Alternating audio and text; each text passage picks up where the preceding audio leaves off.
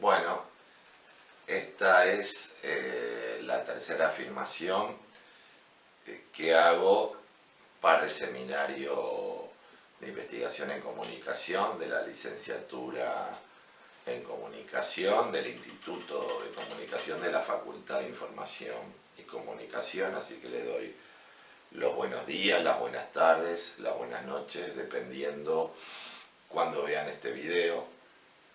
Y en la última afirmación había empezado a desarrollar la temática de la distancia y cómo la distancia, digamos, una suerte de topología, ¿sí?, va a ser fundamental para, digamos, algunos ejes, algunos espacios propios a la singularidad del pensamiento occidental, y les contaba que en este libro Cábala, Comunicación y Antropología trato de hacer referencia a algunos espacios de distancia que se van constituyendo en Occidente. Como les decía, en el caso del arte, la perspectiva claramente, que bueno, va a generar toda un sistema de imágenes diferentes, no solo de distancia, sino de relaciones entre las imágenes, y también en parte va a afectar el contenido de las propias imágenes.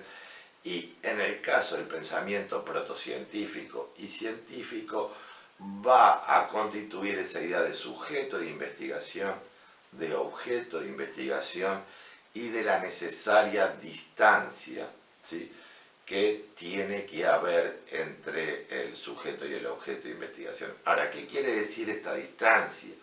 ¿O qué promete esta distancia? Bueno, en el caso de la perspectiva es clarísimo. Promete justamente la realidad o, digamos, la reproducción más fiel a la realidad que se pueda concebir. Eso al menos es, digamos, en un principio las pretensiones de la perspectiva. En el caso de una de las variaciones del pensamiento occidental, el pensamiento científico, esta distancia va a asegurar la objetividad de la investigación, ¿sí? Es decir, que en la medida que yo planteo esta dicotomía sujeto de investigación, objeto de investigación, ¿sí?, o, digamos, no en la medida, sino que el trazado de esta dicotomía solo es posible de ser pensada a través de la construcción de una espacialidad específica, que es esa distancia. Hay una distancia sujeto-objeto, y esa distancia me permite producir justamente la objetividad. Entonces, ¿qué implicaría esta objetividad? Implicaría un estudio, ¿sí?, o implicaría que el objeto de investigación por mí construido no está afectado por mi subjetividad. Fíjense qué curioso esta idea. Es decir, para construir un objeto de investigación, pese a que es un objeto teórico, que se encuentre, digamos, vinculado de manera adecuada con la realidad, el sujeto de investigación debería desaparecer, y eso construiría o permitiría generar, digamos, narrativas sobre la realidad adecuadas y no interferidas por mi inevitable lugar de sujeto, es decir, mi subjetividad. Bueno, esta perspectiva evidentemente ha sido sumamente discutida, y en realidad podríamos pensar que es parte de las características del pensamiento occidental. El pensamiento occidental es binario, es dicotómico, ¿sí?, y su fe en el binarismo es tan profunda que inclusive ha generado teorías para pensar que todo el pensamiento humano es binario, lo cual es sumamente discutible.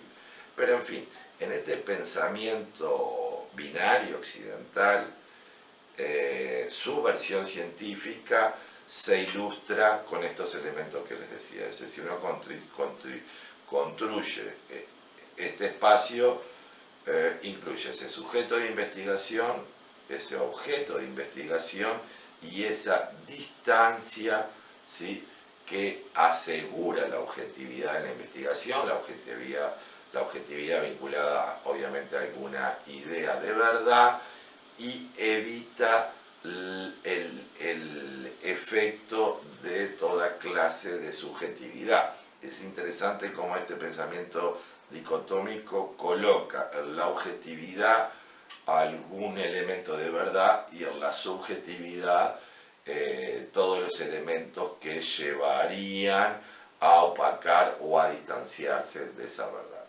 Bueno, pero en la investigación, en comunicación y en particular en las investigaciones que de alguna forma involucran prácticas etnográficas o prácticas, digamos, de campo en el sentido más amplio que se pueda concebir esta idea de campo, es muy difícil hacer abstracción de uno mismo.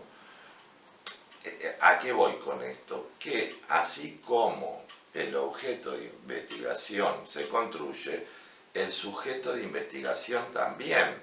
Entonces se podría decir, bueno, pero si el sujeto de investigación define de manera tan vehemente a ese objeto de investigación, su subjetividad, digamos, este objeto de investigación va a quedar atrapado en esa subjetividad, no va a dar ningún elemento de la realidad, sino una versión individual y propia del investigador. Bueno, esa perspectiva o esa mirada sobre ciertos tipos de subjetivismo, por así decirlo, del investigador son relativas, porque en realidad, en la medida que en la práctica de campo, en la práctica etnográfica comunicacional,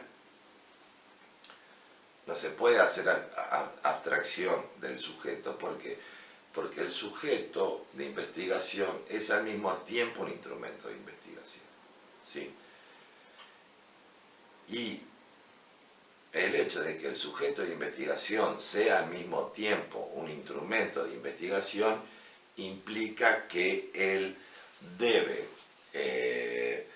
dar cuenta justamente de, digamos, cuáles son los elementos que generan mecanismos en él mismo de apertura y censura en torno al objeto de investigación.